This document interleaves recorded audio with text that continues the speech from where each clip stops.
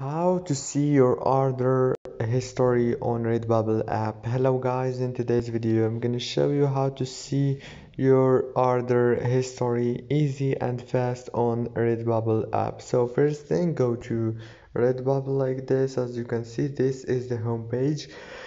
Now if you want to see your order history, go here down below, click on me, and you will find those options. Now you choose the first option here, order history, and click on it, and here you go. Here you will find your recent orders.